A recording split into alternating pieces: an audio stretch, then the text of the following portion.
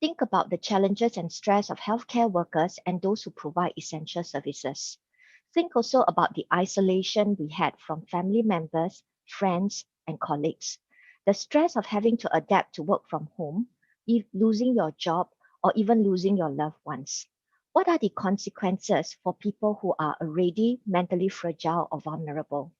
It is easy to see how the availability of support and care in the community will be beneficial, if not critical, to these people.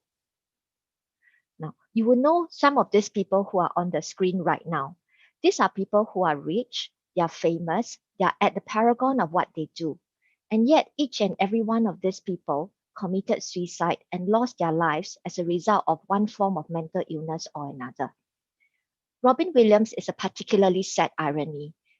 He brought laughter to millions of people for decades, but he suffered from depression. Vincent van Gogh had paintings that are worth millions in colorful hues of yellow and gold, but he was suffering from depression as well. Leslie Chung, he's a Hong Kong pop star, and how many of us did not fall in love with him when we were growing up? But still, he threw himself from a building, also from depression. Anthony Bourdain's job involved food and travel, right? And we would all thought that that is a passion for all people, a fun thing to do. He likewise suffered from depression. Now, the two girls you see there, the two young ladies, their story is even sadder. Both of them are K-pop stars doing very well on the rise. Suli, the girl in the middle, she was only 25 years old when she committed suicide. And Hara, the other girl on the right, her very best and close friend, committed suicide a month later. Now, the story, it's really quite sad. We need to ask ourselves, would they be around if they had received better care and support? Okay, well, maybe not Vincent van Gogh, he's a bit too old, but would community support and care have made a difference to their life? It is in this area which organizations such as Mind Science Centre and the Singapore Anglican Community Services have sought to serve. The Mind Science Centre is a research and educational hub for mental resilience across all ages. It is established under the National University Health System and NUS Yong Loo Lin School of Medicine. Our first speaker, Professor Kwa Ee Hyok, a very renowned psychiatrist, hails from there. The Mind Science Centre established the Age Well Everyday program with a strategy to destigmatize mental illness in Singapore. It is an innovative platform to discuss mental health and illness in the community and also to promote resilience to mental illness. Professor Kwa will speak more on this later. We are also very fortunate today to have with us Mr. Jonathan Poh, who is a senior rehabilitation counselor with the community intervention team of the Singapore Anglican Community Services. We have also Ms. Wong Lai Chan, who hails from our very own Rotary Learning Institute Singapore. Ms. Wong was until recently the Senior Assistant Director of the Samaritans of Singapore, the SOS. Now, before we start our very exciting and informative session, I would like to invite the President of Rotary Club Jurong Town, Ms. Chen Teck Shin, to say a few words to us. Ms. Chen? Ms. Chen, you're muted. Can you hear me now?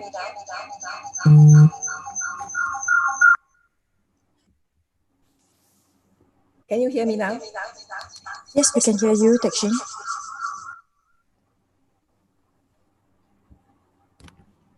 A very good morning to all. Welcome, friends, guests, and fellow Rotarians to this forum.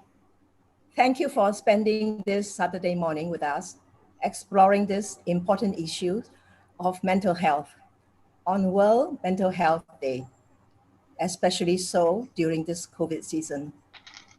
Rotary is a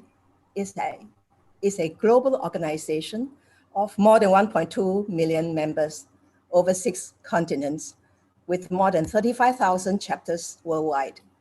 Today with us are also members from clubs in Hong Kong, Taiwan, Australia, New Zealand, Malaysia, even Alaska, past and present district governors, assistant governors, and past and present presidents from fellow clubs. For more than 110 years, Rotary's people of action have used our passion, energy, and intelligence to take action on sustainable projects. From literacy and peace to water and health, we are always working to better our world, and we stay committed to the end. Eradicating polio is one of Rotary's signature projects. We focus on 6 areas of services in promoting peace, fighting disease, providing clean water, sanitation and hygiene, saving mothers and children, supporting education, growing local economies, and sustaining the environment. As president of Rotary Club of Jurong Town, one of the co-organizers today, I'd like to, first of all, thank the 2 directors of our 2 clubs, Community Services, Rotarian Miss Annie Lowe and Dr. Irina Franken for initiating this forum. Annie and Irina have put in a lot of effort at coordinating this event. I'm deeply appreciative of our 2 clubs' collaboration, our 2 directors working closely on this project. I'd like to thank my fellow president, Dinesh Sharma from Rotary Club of Singapore for co-hosting with us this event. Thank you to President Dinesh, especially for his personal donation to this very good cause. I'm deeply appreciative of the technical support provided by immediate past President Dinesh Nagrani of Rotary Club of Singapore and the club's president-elect, C. Mealy, for hosting and providing the technical support of this morning's webinar. I'd like to thank today's forum host, Rotarian Sim Bok Ing, and her team of speakers, Prof. Kwa Ee Hyok, Mr. Jonathan Poh, and Ms. Wong Lai Chan, for your invaluable participation, for the thoughts and time put in preparing and delivering the forum today. We are in need of time for this forum, so I shall now let Rotarian Sim Bok Ing lead you into the forum proper. Have a great morning, dear friends. Thank you, President Chen. Ladies and gentlemen, we will have our question and answer session at the end when all the speakers have completed their presentation. If you have any questions, please feel free to enter them into the Q&A box at any time, and we will try to answer all of them at the end. With that, I would like to introduce you to our first speaker, Professor Kwa, though he clearly requires no introduction. Professor Kwa Ee Hyok is a Tan Deok Ing Professor in Psychiatry and Neuroscience. He's also a Senior Consultant Psychiatrist with the Department of Psychological Medicine, Yonglulin School of Medicine, NUS. In his illustrious career, Dr. Kwa was head of the Department of Psychological Medicine, NUS, the National University of Singapore. He was the CEO and Medical Director of the Institute of Mental Health Singapore, and he is currently the chairman of the SAF Psychiatry Advisory Board. He has received multiple awards and has spoken at the United Nations World Forum on Depression as early as in 1999. Dr. Kwa is also involved in International Psychiatric Organization and is a most prolific writer. He has written 270 research papers on subjects ranging from aging to addiction, along with 23 books on psychiatry, dementia, depression, and stress. His latest book, Speaking Up for Mental Illness, is a culmination of 38 years of research on mental illness in Singapore. It sets out in an easy, relaxed style his and his colleagues' long and arduous journey to destigmatize mental illness. It is a highly recommended read for anyone who has any interest to find out about the development of mental health, mental health care in Singapore. Please join me in welcoming Professor Kua. Thank you very much.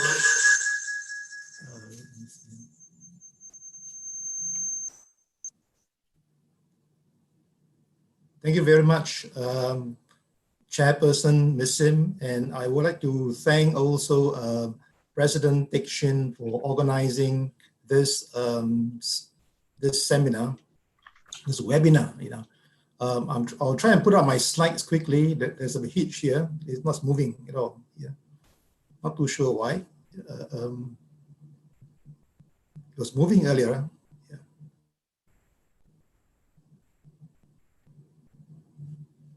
You want to exit and then you reload again? Yes, I think so. Yes, it's always like that. I just tried out earlier on. The challenges of digital and technology. Yes.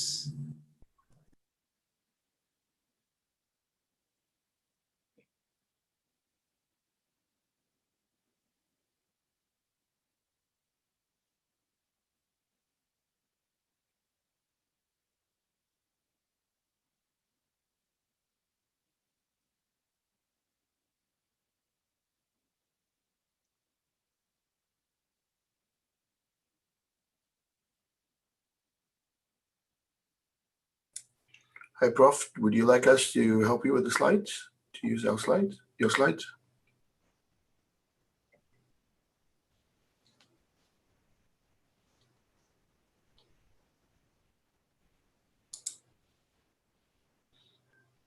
Did we lose him?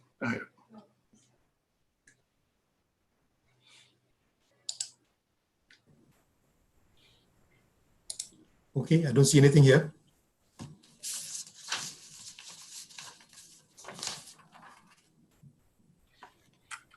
Perhaps we can load the slides on our end.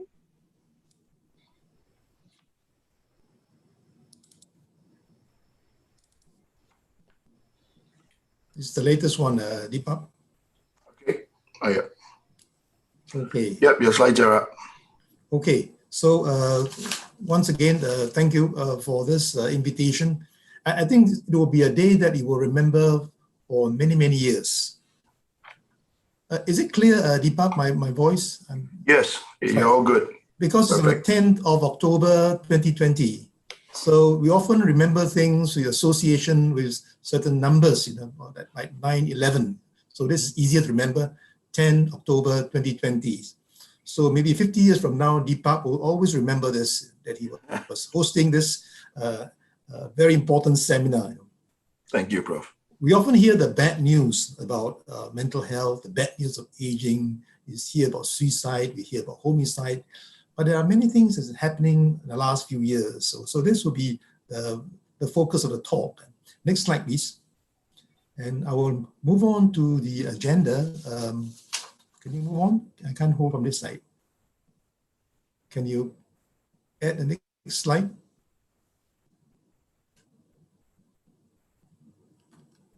I think you are controlling your slides, right? No, I can't Oh, hold you're it. doing it. Oh.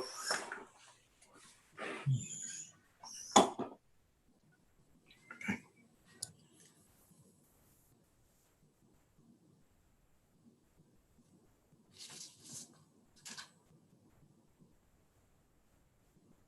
So anyway, the next slide will tell you about the agenda, what we're going to talk about.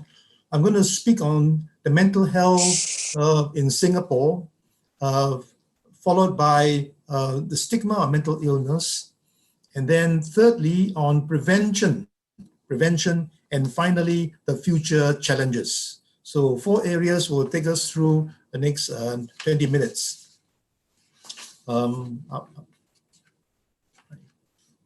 We often wonder what is mental health. It's a very vague term, and it comprises many things. And I was helping the this is the World Health definition of what is mental health. So it comprises certain factors that a state of well-being, a person realizes own abilities, and able to cope with normal stressors, and able to work productively.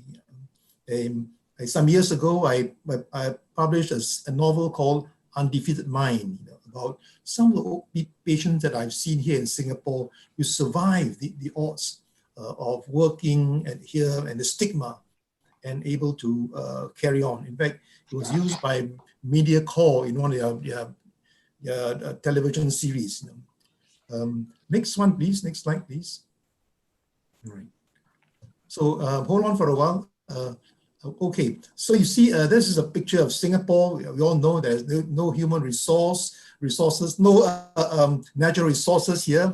And about 15 years ago, I was invited to give a lecture at Cambridge University. And during the evening, we were invited for dinner at Fitzwilliam College. So some of you will know that Fitzwilliam College is the college where Mr. Lee Kuan Yew studied law. And during the dinner time, and sitting beside me was a professor of economics. And he asked me, Singapore is an economic miracle. And what do you think are the factors which account for the economic miracle? So I told this elderly professor that I'm not an economist, I'm a psychiatrist. And from my perspective, the success of Singapore has nothing to do with economic principles. It has to do with two factors in the human mind. Can you press the next one, please? You're not co-host anymore.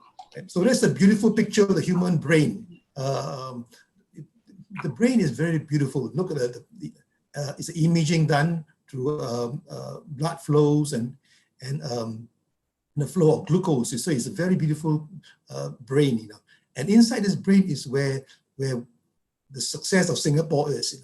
Two factors in the human mind: creativity and mental resilience. So you think about almost 50 over years ago, Singapore was successful because their new ideas, creativity. And then the early pioneers, they were very resilient. So it is now in the pandemic, Singaporeans must still remain resilient, all right? And creativity and mental resilience, the bedrock is mental health. So mental health is very, very important. Deepak, can you press, please? So creativity and mental resilience. And then next slide, I will show you what's the extent of mental illness in Singapore. The upper one is about young people. So in general, the commonest mental health problem in Singapore are depression and anxiety, all right? It is not schizophrenia or bipolar, it is anxiety and depression. And in the main, it falls between 10 to 15%. For the elderly population, it's depression and dementia. So when people talk all the time about dementia, in fact, the bigger issue is depression. And depression has mortality, that is suicide. Next slide, please. And you'll see in the next slide that about 4% of people in Singapore seek help, 4%. Press again, please. 4%, and about 10% will seek help from the primary care doctor. Next press, you see, but there are lots of people in Singapore, young and old, who do not fulfill the criteria of having anxiety, depression. They have subclinical anxiety, depression, and that's a big number. And I think in the time of the pandemic now, this number is bigger. These are people like working in the hospital, the frontliners. Well, many of them are burnt out, caring for and fearing the virus itself. So it's just the subclinical that sometimes worry all of us. And it's a very big group of, not only in the hospital, teachers, school children who do not have the illness, but exhibit symptoms like sleep problem, difficulty in concentration, and also difficulty in appetite, and working well. The next slide, please, is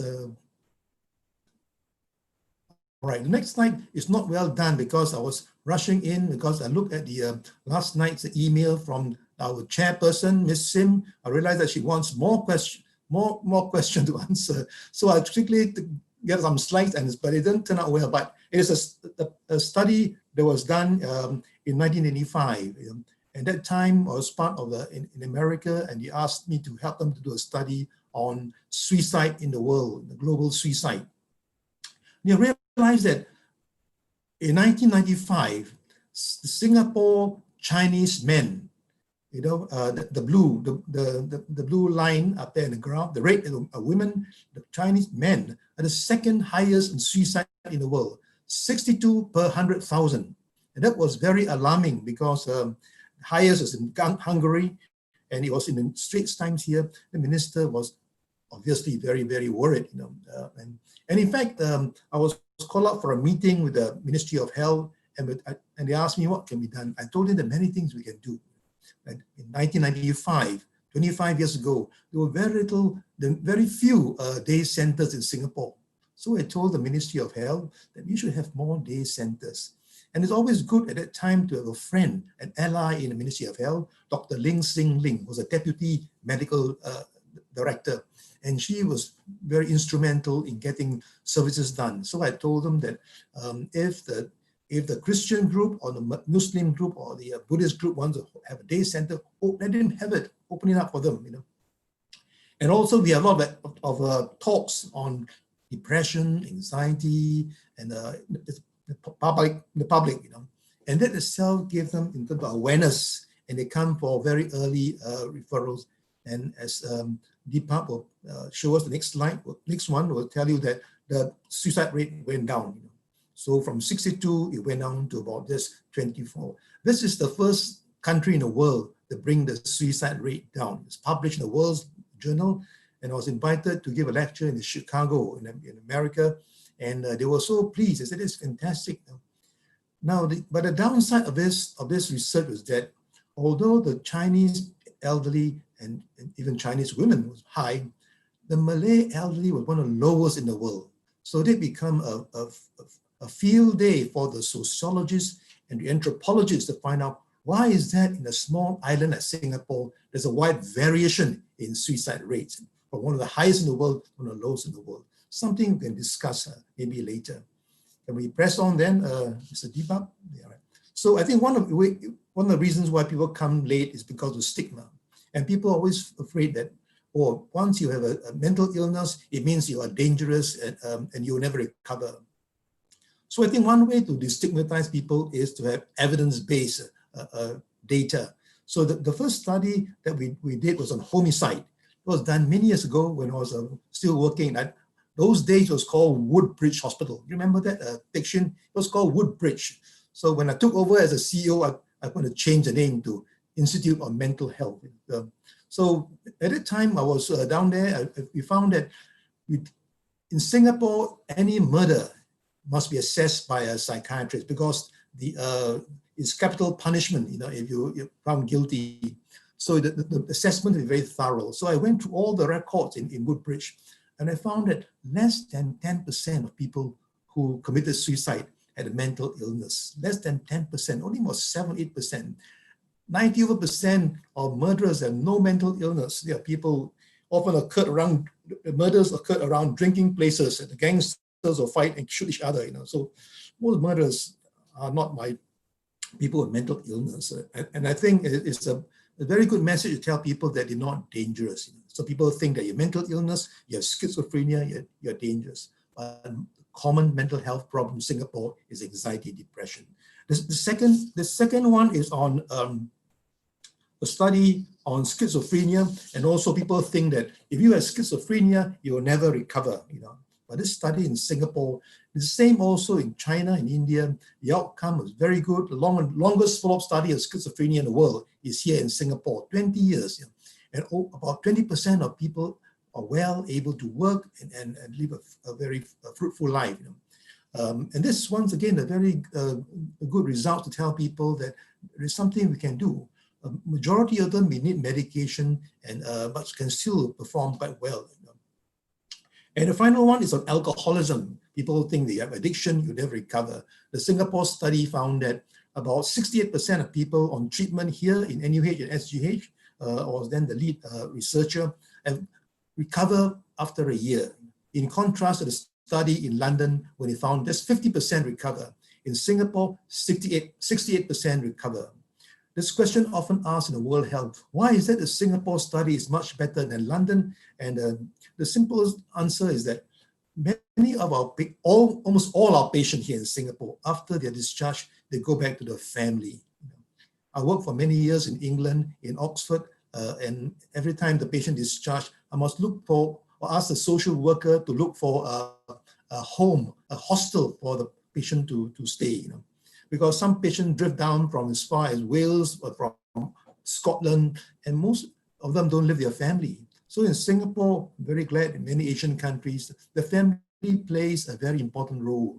I think, and I often tell my medical students, when they go back home, make sure you thank your mother for the food and various things. And sometimes people forget, people become less appreciative. And you're sick, your parents look after you.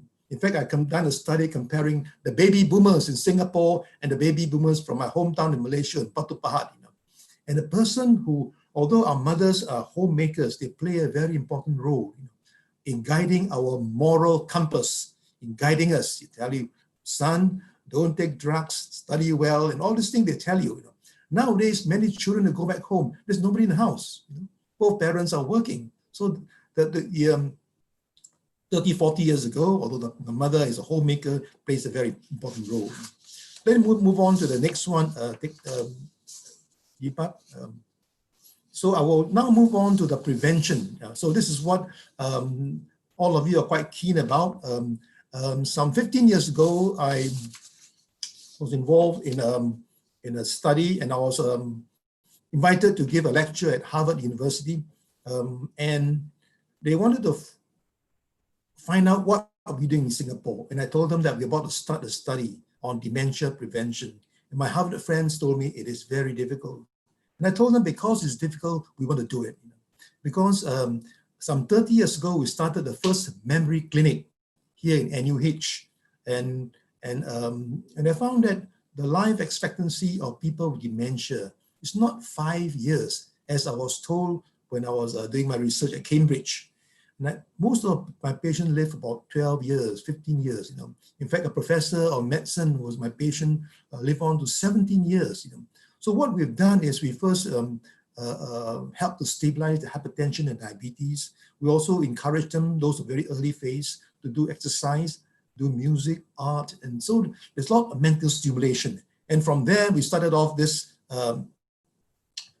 study called the Dementia Prevention Program, which is now in a community called Age Well Every Day. Because the word dementia is stigmatizing. So initially, not many people want to join our program. They say, I'm no dementia, why should I join your program? So we change it around, we call it Age Well Every Day. So we are very fortunate because we have a friend who at one time owned Jurong Point Shopping Mall. And around the Jurong Point Shopping Mall, there are about 50 blocks of flats. And we send our nurses to comb through all the flats. Anyone above 60 years old will come down to the Jurong Point Shopping Mall for an assessment. This is the first time in Asia also in Singapore, that the research team is anchored in a shopping mall. And the family that owns the shopping mall paid the rental for us and did a renovation for us. And so when the elderly people come, we will assess them physical and mental health, very thorough. In fact, the elderly around the area is probably the most thoroughly assessed elderly in Singapore. So with the first part of it, we have health education. So we teach them in simple language, what is hypertension, what is diabetes, and then we divide them into 4 groups. One group to do Tai Chi, another group to do mindfulness meditation, the third group music, and the fourth group art. And we were thinking that maybe after a month or so, the Tai Chi group will improve. We assess their mental health in terms of their depression, anxiety, and their memory. I was surprised that after 1 month, the group that improves the fastest is the music group, music and reminiscence. So you see, we play the music of the 60s for them, and many of them will enjoy listening to Tan Lee Jin, The Moon Represents My Heart. And so they remember the early days. And so it gives them a lot of joy listening to music. So we find out, so we realize that this music plays a very important role in their lives. And then next slide, please. Next slide is on mindfulness. And so the mindfulness is very important because the Singapore study is unique. 10 years ago, there were 3 countries in the world, or 3 centers in the world doing dementia prevention, one in Helsinki, another in Paris, and then Singapore.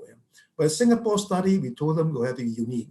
Singapore, we thought that mindfulness is something so close to our heart. It's an Asian method, although originates from India, so it helps in terms of self-awareness, improve our concentration, and improve our memory. So, but many people are a bit worried. They say, hey, this mindfulness is a Buddhist kind of ritual, So anyway, we tell them, no, it's something secular. And we have Mr. Wee Sinto there, let's pass on. We did brain scan. The pink dots are the scan of people were control, The second one below are the people on mindfulness. So you see after 3 months, more of the blue dots are available compared to the pink dots. Even after 3 months, those who are controlled, meaning just sitting down and listening to talks on diabetes, hypertension, there's also increase in brain cells, But for mindfulness, there's more increase in brain cells. So today, as you are listening to me, at the end of an hour or so, there should be more brain cells up for all of you, But if you do mindfulness, there'll be more brain cells. So press on, Deepak. The next one we are doing is on art. Art as a form of reminiscence. So many of old people in the Jurong area have never been to the National Art Gallery, and so we brought them to the National Art Gallery. We did a study on art. Now this study was in fact started off in New York first. In New York City, they did it for people with dementia. Those with dementia, they brought them to the museum called the Museum of Modern Art, MoMA, where the paintings of Picasso are down there, And so a friend of mine, Professor Tommy Koh, was then in charge of the Arts Council, asked me, do you want to do the same study on art? I said, Professor Koh, we must do something better than Americans, So what we do is that we also do a brain scan of all the people who do our study before and after they go to the art gallery. Also teach them something art. And for our old people in Singapore, we don't want to show them paintings of Picasso, it means nothing to them. But we show them a painting like this, the painting on your left. You see this painting painted sometime in the 60s, straight away, is the painting is called Apa Nama Awak, what is your name? And people remember that time. I'm not too sure about our chairperson will remember that time. And when you're much younger than Miss Sim, you had to study in the Malay language. And during the time we had studied.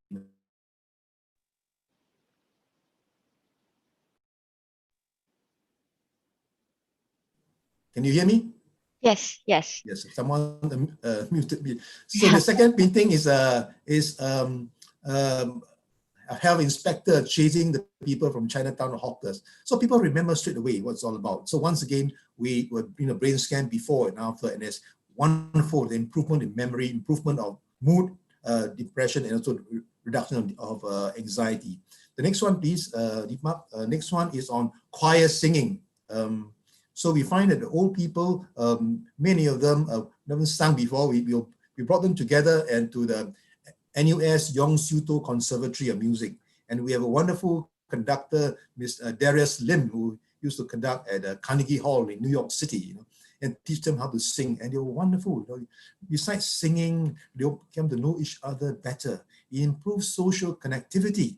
That you have to sing in different parts, and if they come to know each other well, and you realize that the young old, those between 65 to 74 who are back physically healthier, begin to take care of the old, those who are frail. So that's wonderful. And the last study, next one please, is on gardening. And gardening study is wonderful because we found that, can you press on Deepak to the rest of this, right? We found that gardening and visiting the parks itself not only improves their mental health, it also improves their physical health. The immune system, we took some blood from the elderly before they started study. There's improvement of their immune system. And the paper been published in the world's journal, in a very prestigious journal called Nature. And in fact, 2 months ago, I was invited to speak for the BBC in London. The British were so excited that gardening can improve the immune system, and this will encourage more people to do gardening. And I think that's a wonderful way, for it's a non-drug approach. Next one, please. And the last one that we so this is extended now. This study will move on from Jurong now to many centers around the island, and so it's important for us because we want to extend. We don't want just the people in Jurong to benefit. It should benefit other people. Next one, please. And we have this study is going on now. I think it excites many people because it's forest therapeutic forest or forest therapy. We call it nature and mindfulness awareness. And we have a group of people. Press on, Deepak. Press that's right. So a group of seniors. In fact, these are most of them are middle-class people. You can recognize one or two of them. A minister, another is a auditor general, another is PERMSEC. There are 3 or 4 professors and also investment bankers down there, and they walk through the Botanic Gardens rainforest, and after every week, every Saturday, 7 o'clock in the morning, and we'll find out whether it improves their physical health. It did improve the physical health. It also improved their mental health. Most important is that they begin to love the forest. Because during the walk, we have someone from the national parks to accompany us, and they'll tell them what tree is this. The tree behind them is called the Johor fig tree. Another tree we call the Meranti tree. Then they begin to love the forest, and later on they even donate some money to the national parks, and also planted 30 medicinal trees.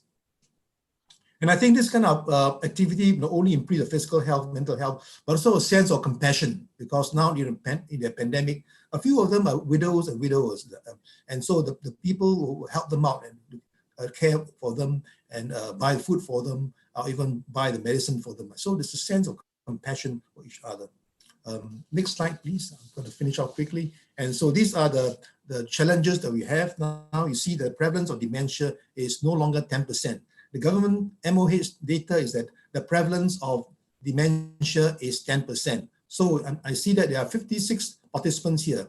So according to, you use the MOH data, that means five of you will have some form of dementia. But now in our research, we found that just 2%, right?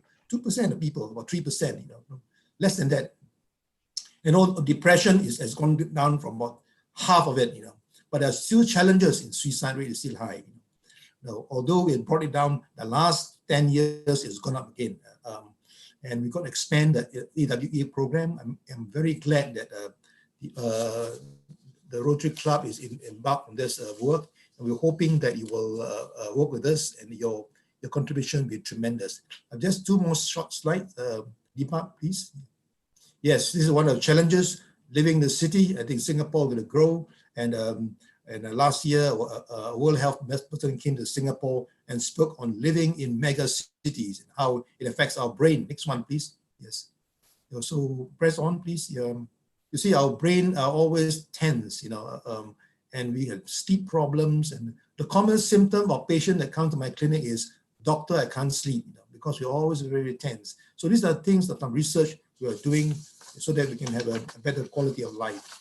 And all the things that I've said, I think the one thank you slides, Zin. Last slide, please, to thank all of you.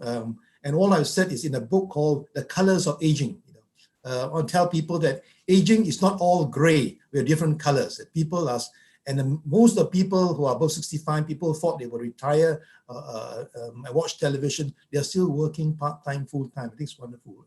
And another book that The Colors of Aging has been reviewed in the British Journal, and the reviewer said The Colors of Aging is good, but a better book is Listening to Letter from America, which is the true stories of many elderly people in Singapore that I interviewed who survived the war years, overcome the stress of the war. So thank you very much once again. We have good news that although things are bleak, the suicide rate is coming up again, but there are ways to prevent dementia. There are ways to bring down depression you bring down depression, you bring down the suicide. So I think I've taken too much time, Ms. Sim. Thank you very much. Thanks so much, Professor Kwa. Thanks so much.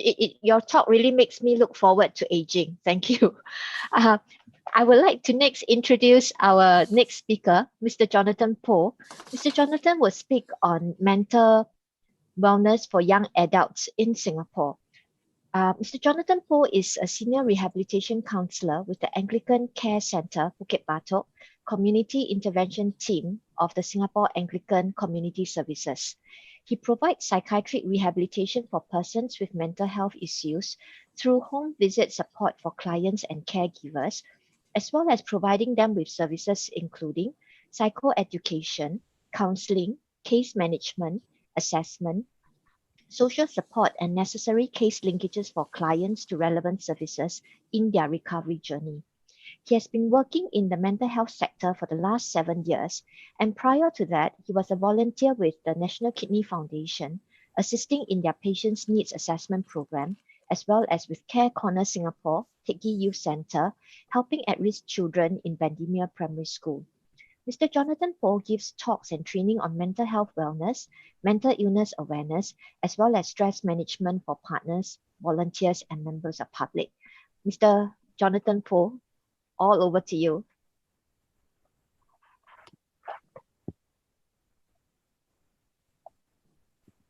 Okay, thank you, Pak Ying, for passing over, and thank you, Rotary Club of Singapore, for having me here today. So my name is Jonathan, and I'm a rehab counselor with the Singapore Anglican Community Services under the Community Mental Health Intervention Team.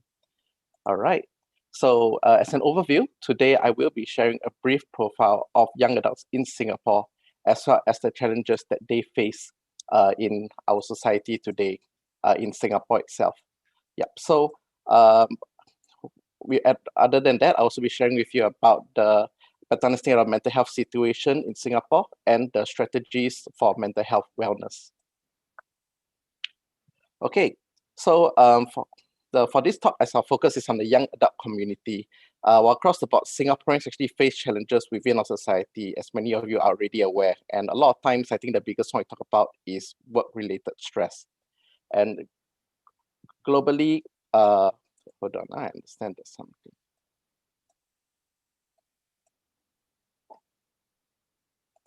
Hey, Jonathan, can you go full screen, please? Yeah, hold on.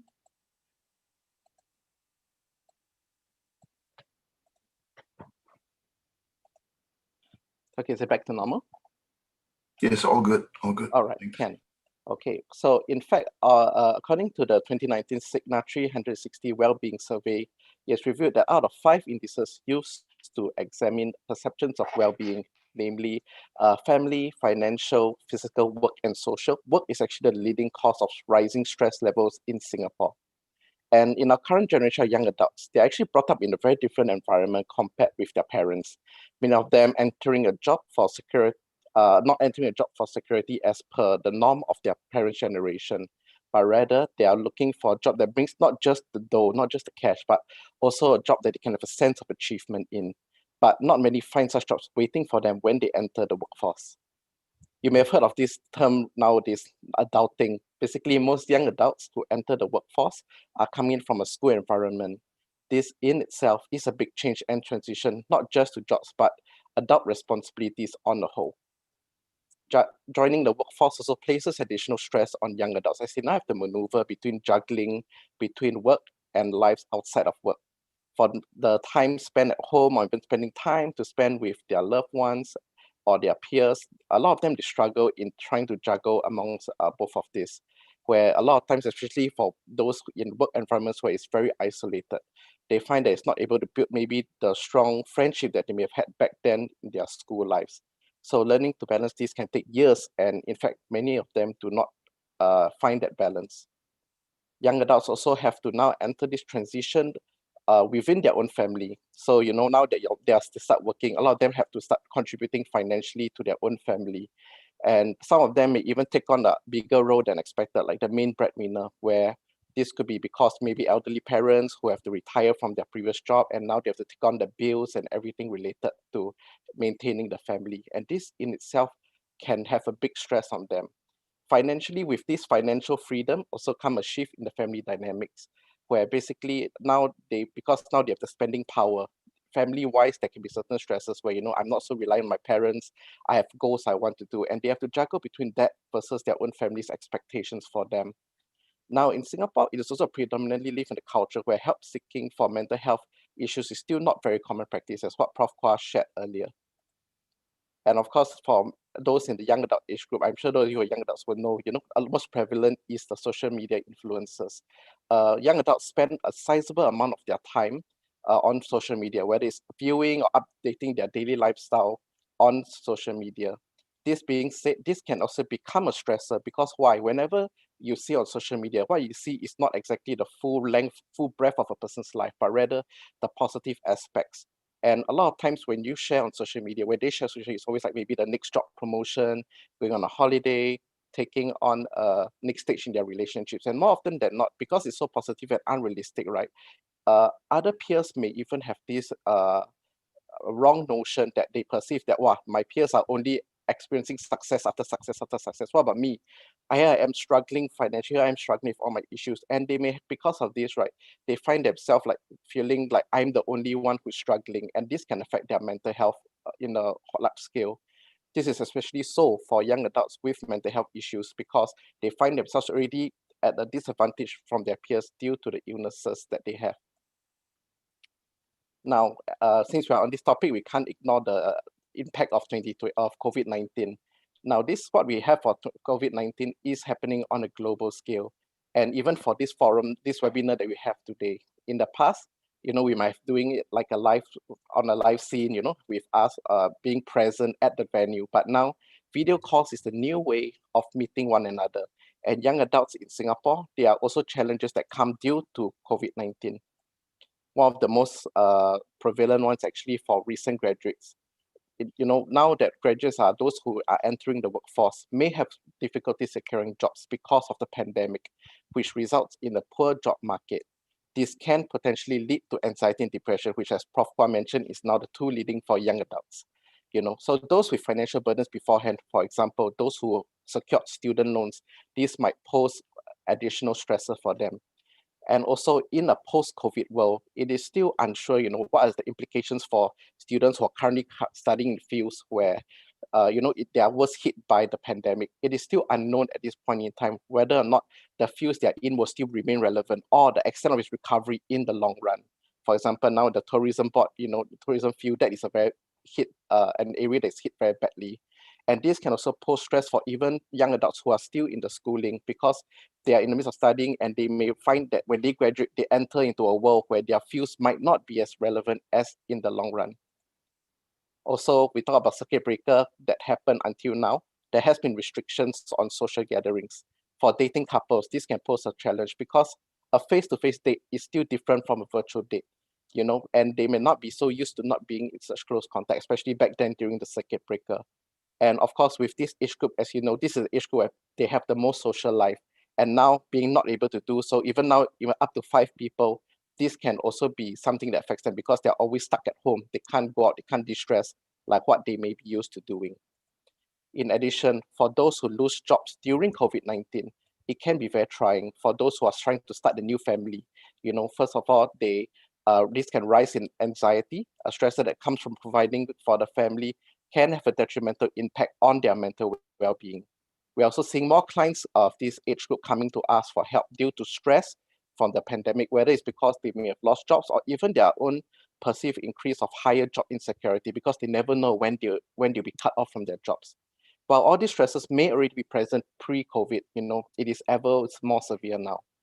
And one important fact to remember is that our mental state, right, plays a role in our physical state as well. Basically, that is why there's a need not just to be strong physically, but mentally as well. Because if you have a disturbed mind, it can lead to poor immunity system and therefore easier for sicknesses and other kinds of infections that can set in. Now, according to this LinkedIn survey, which was published in the Straits Times, 4 out of 5 young adults in Singapore experience quarter-life crisis. So this term in itself, quarter-life crisis, is something very new. And actually, psychologists define this as to say a period of crisis when you're in your 20s to 30s, when the young adults feel anxiety and distress in making the transition to adulthood. And actually, they show that among Singaporeans who experience quarter life crisis, this can last not just a few months, but up to a year. And a lot of young professionals, when they were asked for this survey, they said that top concern is not about finding a job, but finding a job that they are passionate about, finding a job that they can see themselves doing on a long-term basis. And so actually from this, right, you can see that as a result, they may often place undue pressures upon or expectations upon themselves. What took our parents maybe 15 years to achieve, now they have this mindset, they want to achieve it within 2 to 3 years. And that's why you see a lot of instances of job hopping, because they expect some form of instant gratification and they'll give out work that shows no tangible results in the short run. And this actually study shows the change in attitudes towards work that young adults have compared to the older generation. In another article that was published on the Today newspaper, it is shown that when local youths were asked whether they're confident to manage life challenges, a lot of them say that they are not very confident. When respondents were asked to rate on a 5-point scale, a lot of them, the score attained was actually 3.29. This indicates that they are not actually confident in their own ability to cope when managing challenges. This shows that actually resiliency, which is very important for mental wellness, is an issue faced by many young adults in Singapore. So when we talk about young adults, right, I'm part of young adults also, and I'm sure a lot of you may know, a lot of times when we talk about them, other generation people will say, oh, this group of people, they are the millennials, they are the strawberry generation, we are more fragile, we're not like hardy like the older generation. In a sense, we are considered brought up in a time of relative stability and luxury. So in terms of our hardiness to take hardship, it's very different compared to the older generation who were in a time where Singapore was just building up. A lot of times you may even hear things that, they are being called self-entitled. They just want to speak out, they just speak their minds. And now, because of social media, a lot of times you hear of this, I know you heard this term called keyboard warriors. Wow, we are very quick to type out all we want to say, but under the guise of the internet, so we don't show our face, but we just cite there. And a lot of times, young adults in this age group, they are not scared to speak up, which older people may feel that, hey, you don't have respect. So these are some of the thoughts about young adults in Singapore. Now, I'm just going to talk about this other study, where this study actually is from IMH, was published in the Today newspaper, and they found that actually young adults age group, they are most at risk of suffering from mental illness disorders in Singapore. Those that are aged between 18 to 34 are likely to have experienced a form of mental disorder in their life. In fact, those aged between 19 and 35 will make up about 45% of new patients diagnosed with a mental illness each year.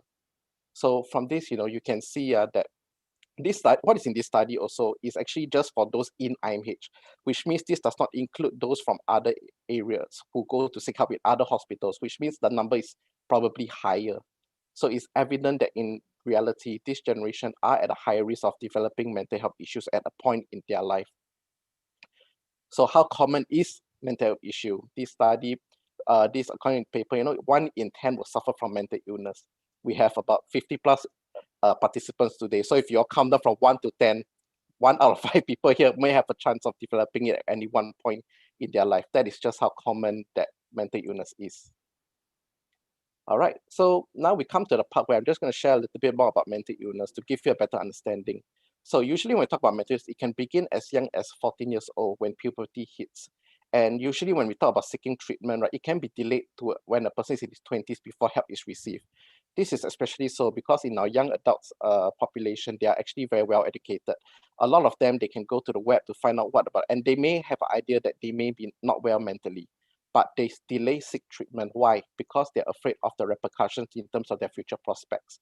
There's always this fear that, if I go, then I wouldn't be able to work. I wouldn't be able to find the job that I want to find. I may not be able to do what I want to find. So more often than not, often when clients are referred to us from young adults, it's usually when they get intervention from friends or loved ones who refer them for mental health support to mental health agencies, or maybe if they commit any crimes and they're referred to us against their desire by law enforcement agencies.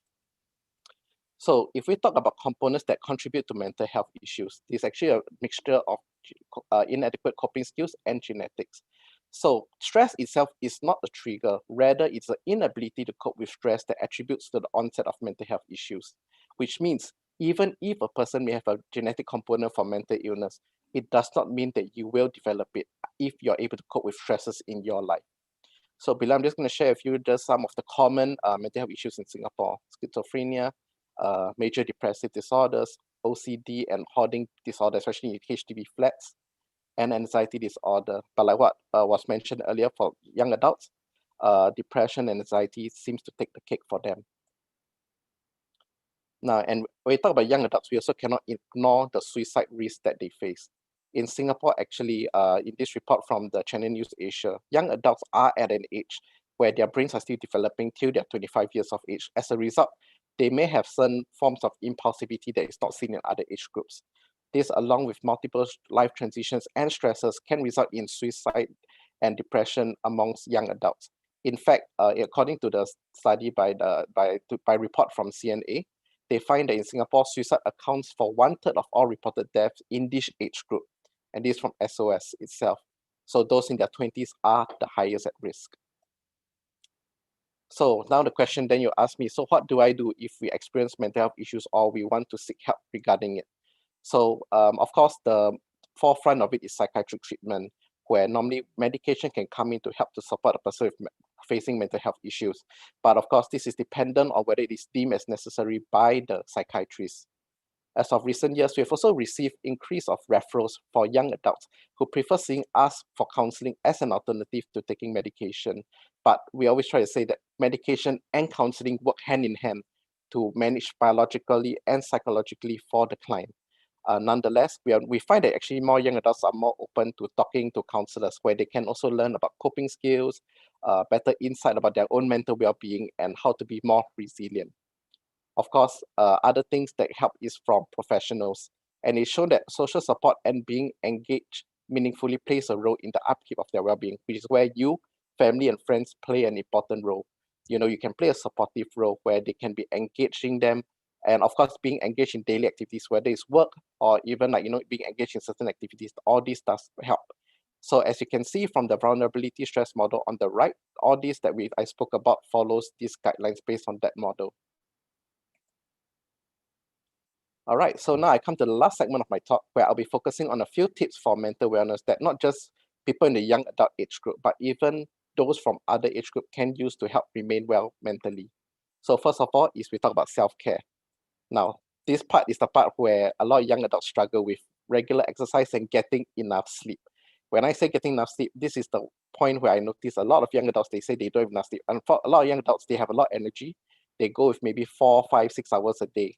But actually in the long term, it does affect their well-being in the long run. Talking to people whom you can click with is also important, as it provides a form of outlet for you to ventilate. So that is where that ventilation can come into place to help you.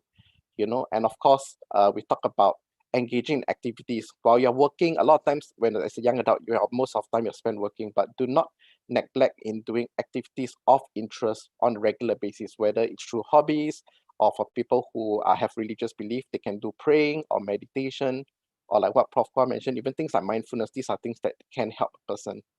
And finally, talking to professionals. In fact, we actually find that you do not have the need to have an issue to see a counselor or a psychologist. But of course, a lot of times the mindset is that I only see them if I see them, it means I have an issue. A lot of times we try to promote to them to see a professional so they can have a regular upkeep of your mental wellness. But of course, all this we have to look into in terms of the person's financial situation and their own views towards seeking professional assistance. So the next point for mental wellness to consider is maybe some healthy attitudes you can take in life that can help you. For example, one of it is accepting that change is a part of living. Certain goals may no longer be attainable as a result of adverse situations. Accepting circumstances that cannot be changed can help you focus on circumstances that you can alter. Avoid seeing the crises as insurmountable problems. You can't change the fact that highly stressful events may happen in your life, but how you can change is how you choose to interpret it and how you choose to respond to them. So try to look beyond the present to how future circumstances may be a little bit better, and note any subtle ways in which you might already feel somewhat better as you deal with difficult situations in your life. And finally, maintain a hopeful outlook. Maintaining it helps you to have an optimistic outlook in life because it enables you to expect good things to happen in your life. Try visualizing and focusing on what you want. rather than always focusing on the worst case scenario. So these attitudes can help you to build resiliency. Now, I would like to take this opportunity to share an analogy I always tend to use with my clients to help them to better understand how to manage stress and how to look at stress and how to manage it. I like to call it the bottle analogy. So what this illustrates is that each person's capacity for stress is different. Some of us may be like a 1.5 liter bottle. Some may be only be that of a 500 ml bottle with the ability to only hold a specific amount of water at any one time, which means how much stress they can hold. Now, it does not mean that only a person with a lower capacity will experience mental health issues. Even a person who may be a 1 gallon water container will still be at risk for mental health issues.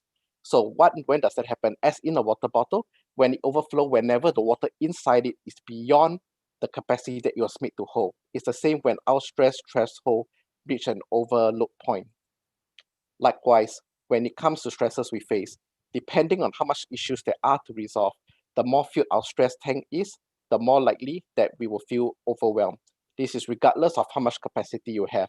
Thus, the key, is not so much of having how to look at it, oh, I need a bigger bottle, but rather to look at how to prevent your capacity from hitting 100%. So what we have to realize is that while not 100% of issues can be resolved at any one time, there will always be certain issues that you can focus on first that is within your paradigm of control. Thus, the key is to focus on those first so that you'll always have the bandwidth and the capacity to deal with new stresses that come on a day-to-day basis. While some issues cannot be resolved at this point, it may come a turning point in the future where you'll be able to deal with it then. So sometimes it's better to focus on what we can do first rather than keep our minds focused on the whole issues of things and find ourselves getting stuck as a result. So while what I have shared are things that you can do for yourself to manage stress and improve on mental well-being, if you need help, it is important to seek help early. Now, as the saying goes, right, prevention is better than cure. So below is actually our contact details, where if you like, of course, you can, if you find, you know of anyone who needs help, or you yourself may want to speak to a counselor, feel free to contact us and we can also help you. Of course, we do not just serve just the young adults, but we serve age group of 18 and above. Finally, you may also contact these other mental health agencies and para-counseling contacts to get a better idea on how to manage your mental wellness, or also how to be linked to relevant agencies. And with this, I leave you with the quote as I end my talk that, take note of your mental wellness today. Mental wellness may seem like a journey on the never-ending sea, and there may be times when we need to stop and recuperate. But as long as we keep sailing forward, we will keep moving forward. So with that, thank you, and I'll return the time to Bok Eng. Thank you. Thanks so much, Jonathan. Indeed, I think the availability and the support of the community and family, it's very important to build the awareness and resilience to mental illness in everyone. Now, our next speaker, Ms. Wong Lai Chan, deals with depression and suicidal risk in seniors, another most interesting talk. Ms. Wong Lai Chan has over 10 years experience in the social service sector, of which a total of 8 years was in crisis work. She's therefore no stranger with dealing with depression, suicides, or other mental issues. She has many years of experience training locally and internationally, and had spoken at international conferences and company-wide events, as well as on radio and TV programs. She teaches at the Rotary Learning Institute Singapore, and until recently was the Senior Assistant Director of Samaritans of Singapore, the SOS, which is a 24-hour hotline suicide prevention center. Her wisdom in this area culminated in the book, Do I Matter?, which was published in 2019. This book provides illuminating ways that one can build a healthy self-esteem regardless of age, life, circumstances, and challenges. Ms. Wong Lai Chan is also a certified behavioral consultant and life coach. Over to you, Lai Chan. Hey, thank you very much, Bok Eng. I'd like to thank Teck Shing and Rotary Club for inviting me here today.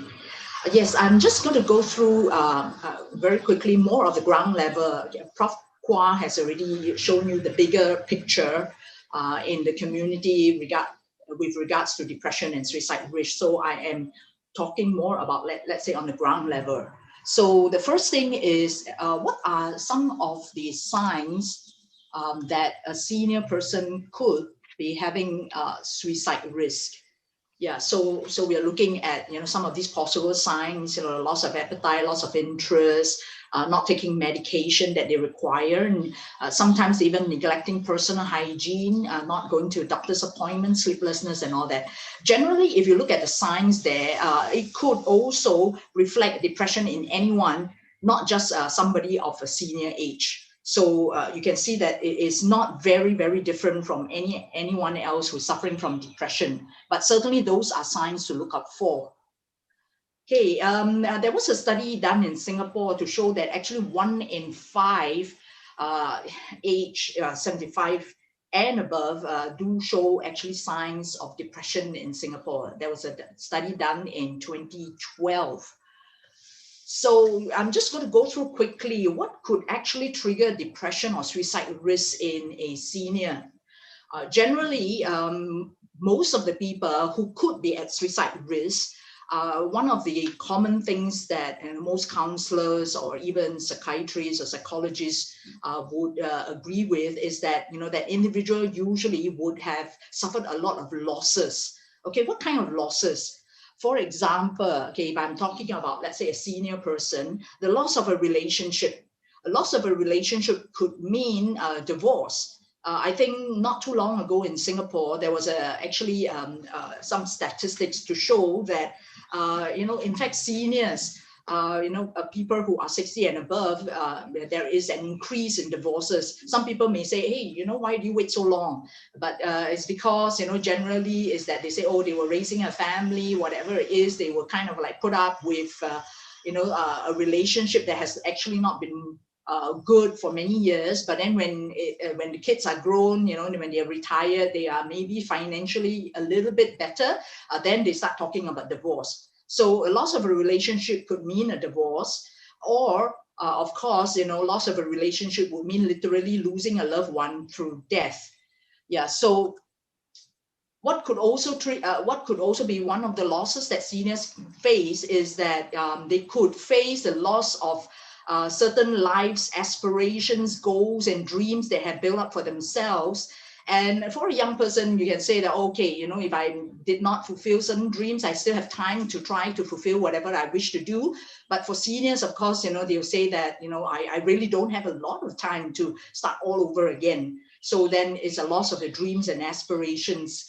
And the kind of losses that seniors face could literally also mean loss of physical health, physical mobility, and sometimes seniors could also literally be in a lot of physical pain. So literally they are constantly in physical pain, and that of course would be something to stop them from doing what they always have been used to doing.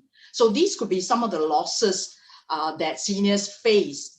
And if I'm talking about depression in seniors or suicide risk in seniors, I would like to just put a little footnote there to say that actually depression or even suicide risk in a senior is not part and parcel of aging. Some people may just brush it aside and say that, oh, you know, seniors, you know, they have a lot of challenges that they face, or maybe depression is one of them. But if you think about it, it's just that seniors, usually most of them face a lot of all these losses in a very short frame of time. So, you know, if you put anyone of any age in their position, having to lose relationship, lose aspirations of their dreams, or losing even physical mobility, anyone facing so many losses at, you know, a short duration of time would actually be exposed to the danger of depression or even suicide. And there has been studies in Singapore to also note that, in fact, right now, a lot of seniors are living alone. So I remember Prof. Kwa mentioned something about family being very, very important for you know, someone who's struggling to recover from either alcoholism or even mental health issues. So family is so important. However, our statistics show us that actually a lot of seniors are actually living on their own, and this number will actually increase even further.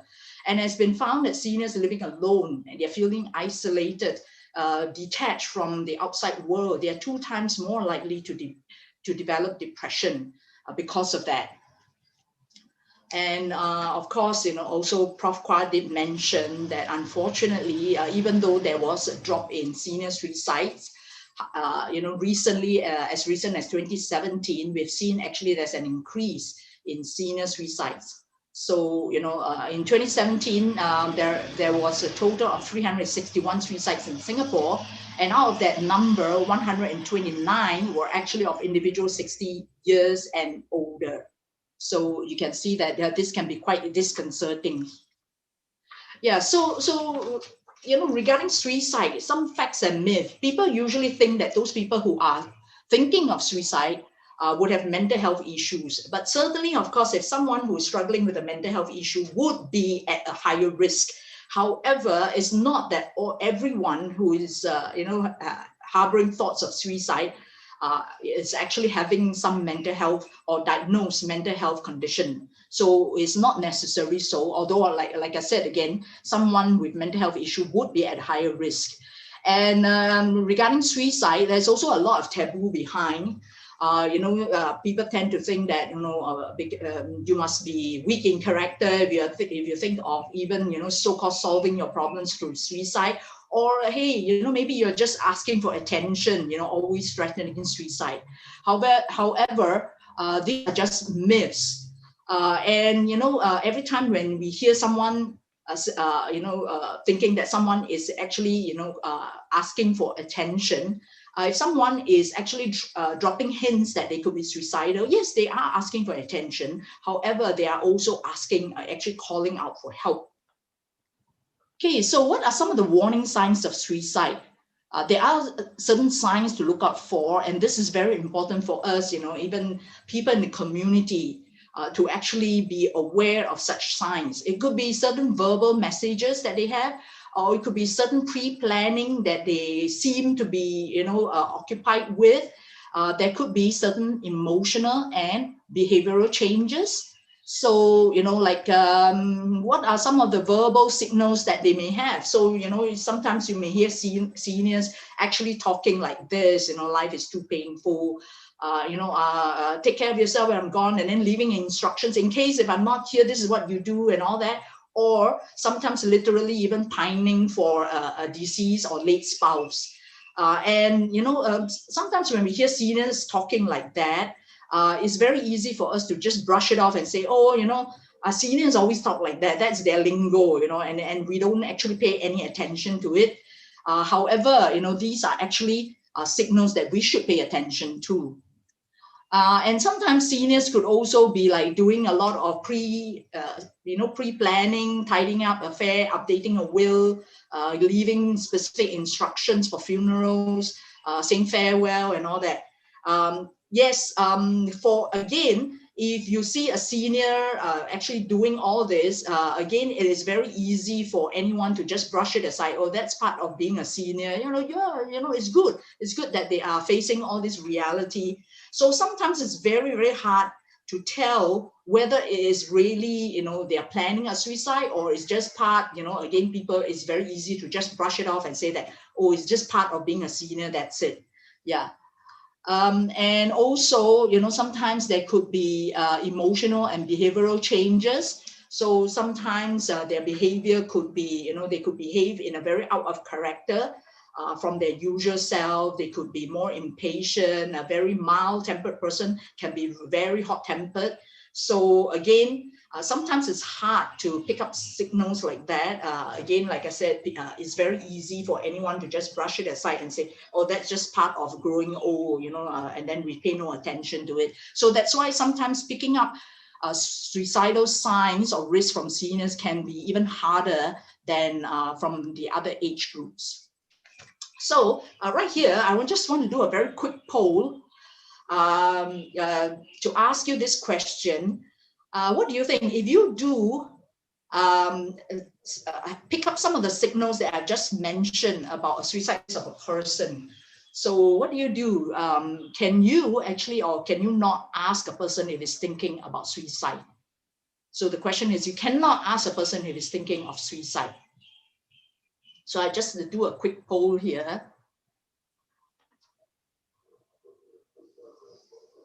What you think? Yeah. Okay, thank you very much. Yes. All right, we can end the poll here and just give a quick look at, generally what most of you think.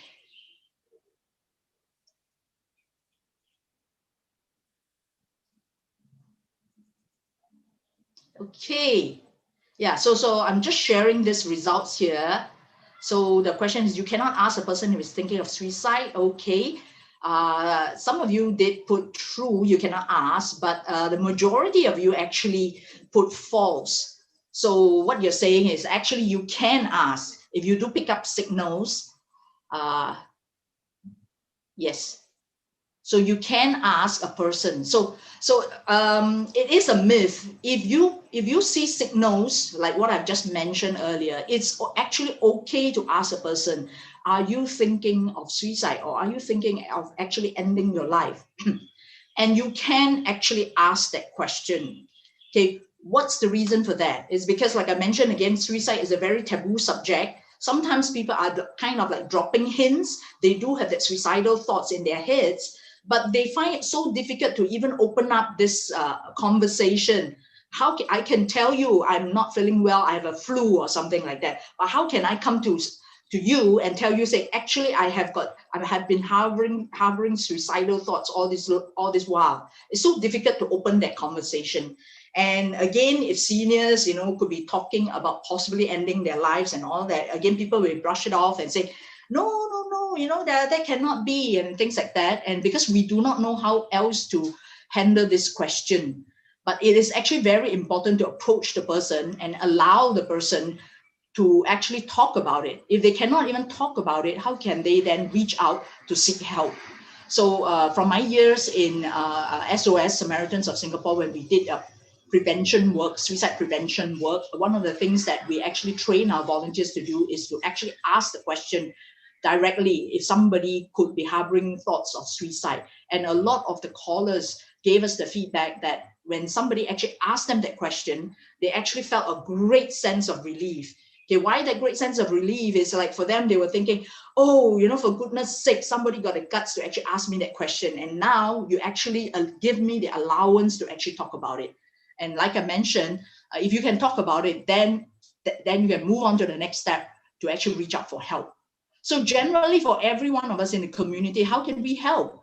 It's very important that we listen with empathy and not to judge this senior, or even for that matter, anyone of any age. So if somebody actually drop hints through their behavior or something that they have verbalized indirectly or even directly, it's very, very important for us to just, give him that empathy, hear him out, and ask him that direct question, and then show concern. Yeah, so not so much of quickly jumping into trying to dissuade him and trying to tell him, trying to get him to think positive, that you got lots to live and all that. I'm not saying you don't do 2 or 3, but the immediate thing would be more of empathizing rather than trying to lecture this person out of his thoughts. I've got a little video here I'd just like to share with you. I hope it plays.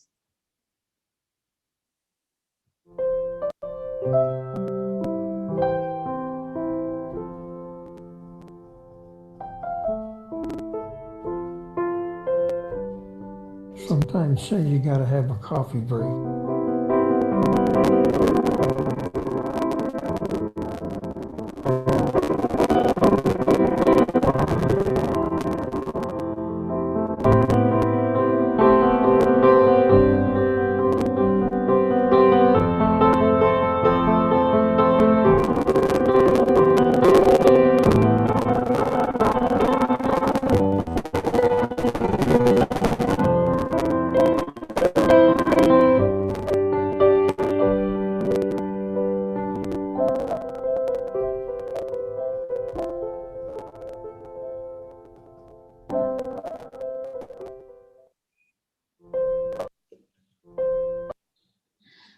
Okay, yeah, why I share with you that video is because when I first saw it, I remember I was very, very moved by it. So what am I saying here is that I think one of the biggest things that we can help our seniors is to actually help them find a purpose, regardless of whatever condition they are. And this, is very aligned with what Prof. Kwa has just mentioned, about the AWE program and all that, and all the day centers for seniors, so that we will not forget about our seniors, but then help them to remain within the community and, help them see that they actually do have a purpose, regardless of what condition they are, and they absolutely can add value to the community. And that in itself, I think, is the biggest thing that we can help our seniors to do, to provide support for them. Yeah, so over here, we just have some community resources within Singapore that, you can reach out to. Okay, thank you very much.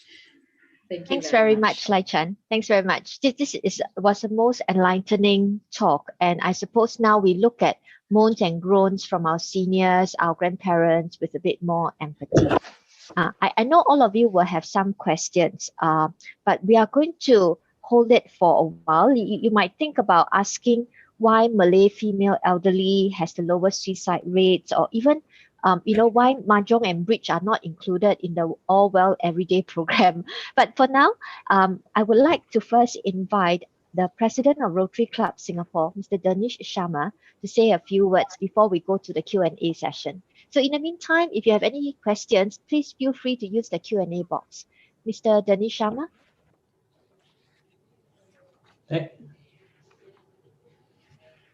Thank you very much. Fellow Rotarians, guests, friends, ladies and gentlemen, very good morning. First of all, I would like to thank everyone involved in organizing this memorable forum. And thank you all our speakers, Professor Kwang Huat, Jonathan Po, and Ms. Pong Lai Chun. Thank you, our fellow President, Tek Shing, for getting both Rotary Club of Singapore and Rotary Club of Jurong Town coming together to organize this forum. Our deep appreciation to two directors of community service, Dr. Irina Franken from Rotary Club of Singapore and Ms. Annie Lowe from Rotary Club of Jurong Town for their efforts in organizing this memorable forum. We should continue to work on joint projects to serve our community in Singapore and continue to create awareness of mental health. Thank you to our host of this forum, Rotarian Simbok Eng, and thank you IPP Deepak and PE Mili for the technical support. A lot has been said by professionals, and I don't think I can add any more. But in closing, I will just take few points or few minutes as a member of society. Mental health or mental illness affects all parts of our society and people of all ages, adults, children, youngsters. But as said by Jonathan Po, I think the teenagers and youngsters make the largest segment of people affected by mental illness. People struggling with mental health, maybe in our family, living next door, or working in next cubicle. However, even today, not every one of those affected receive treatment, often because of the stigma attached with mental health. If untreated, it leads to all kinds of problems we heard during the forum. World Mental Health Day, which is today, comes at a time when our daily lives have been changed considerably as a result of COVID-19 pandemic. The past months have brought many challenges to the healthcare workers and their family, fearful of getting COVID-19 virus. The economic consequences of pandemic are already being felt with widespread unemployment and business getting closed down, increasing miseries to migrant workers. We expect need of mental health and psychological support will substantially increase in coming months. Mental health problems have been on the rise for many decades. Significant increase started with growth in population worldwide, rise in middle class, and increased competition, chasing for few opportunities, present lifestyle on increasing use of digital devices, with decreasing social contacts, and finally, advent of COVID-19, all are increasing exposure to mental illness. Awareness of mental illness is extremely important. It has to be treated like any other health problems. It should become part of our education from the beginning, with the youngsters and even children are taught about mental health and how they should care in natural way, as said already, by mindfulness and consciousness. It is not only important that we focus on our physical well-being or focus to increase our intellect. I think the emotional education is very important. Emotional education teaches youngsters to everyone about their purpose, about what they want to do in life, and declutter their mind, and which leads to a passion. And this is the passion they can focus in life with a clear mind. Although general perception of the mental illness has improved over the years, but the stigma against mental illness is still powerful due to lack of education, media stereotype, and negative stigma to mental health. Therefore, the forum like we had today will help creating awareness, and hope we have many such medium where ideas and views are exchanged together with educational seminars on mental health to prevent or limit onslaught of mental illness. It should also become responsibility of all of us to help those in our acquaintances having mental health issues. Finally, I will request, please support the fundraising program for Mind Science Center, helping seniors to age well. Please donate for their multi-domain dementia risk reduction program. Thank you. Thank you once again, all the organizers and panelists for this very important forum, and have a nice weekend. Thank you very much. Thanks so much, President Danish. The website which President Danish referred to for contributions towards the All Well Everyday program is on the screen. If you are keen, please feel free to just scan the QR code and it should take you to the relevant site. Now, we next have the Q&A session. And after the Q&A session, we are going to have a photo taking session Zoom style. So do hang on and stay with us. We have a few questions on the website. One of the questions asked about insomnia, and it's addressed to Prof. Kwa. Prof. Kwa, would insomnia advance to depression and other mental illnesses?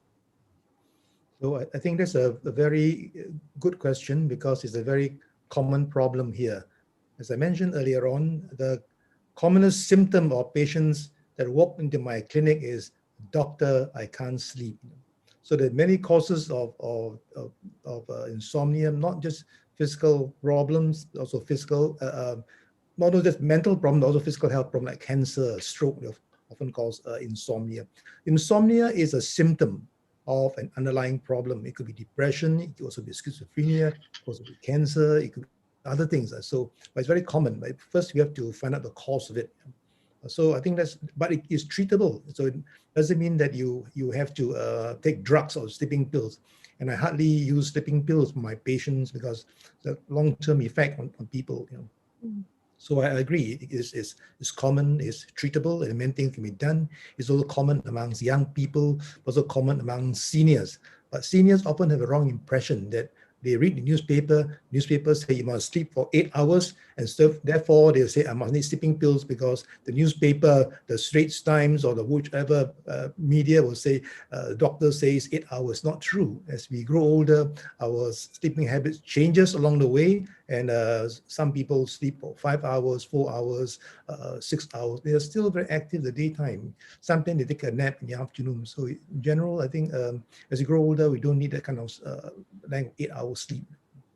So kind of don't stress yourself into insomnia. That's right. That's right. Okay, then the other question we have related to helping persons who are depressed. How do you help someone who's depressed, a depressed friend or depressed relative, without ourselves getting depressed, Perhaps Jonathan and Lai Chan, you might have some experiences with this. Yeah, okay, Ken. So I think like when it comes to actually not just depression, but anyone who is suspect having a mental health issues, like I mentioned, one of the key things is actually the social support. So maybe one thing you can do, is just being there with the person. So I think a lot of times whenever people get depressed themselves is when they find themselves like in a state where they become the person that the only person that the person with depression may turn to. So normally what we normally advise, especially if in scenarios where you have a community, is maybe having a few people inside there helping the person at the same time, so that if let's say at any one point you wouldn't feel this burnout. So usually when you end up getting depressed, it could be because of the burnout you feel, where a lot of times the person may share a lot of things to you, which you may not feel equipped to answer. So usually for such things, if it is with a group of friends, at least all of you can, in a sense, like share the burden. But at the same time, I would also recommend that as a additional is to try to encourage the person that to also seek help.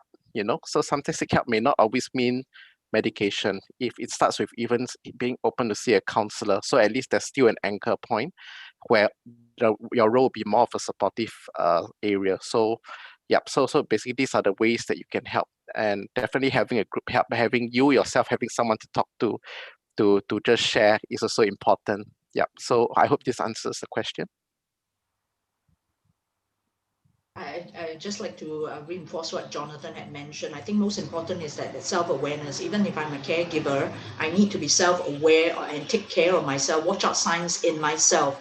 I think a lot of caregivers have very high expectations of themselves. So, need to look at the realistic picture of how much I can do. At the end of the day, I'm still human. So it's okay to step back and get somebody else to step into, support as well. I think it's very important to be aware of that and not feel guilty about it.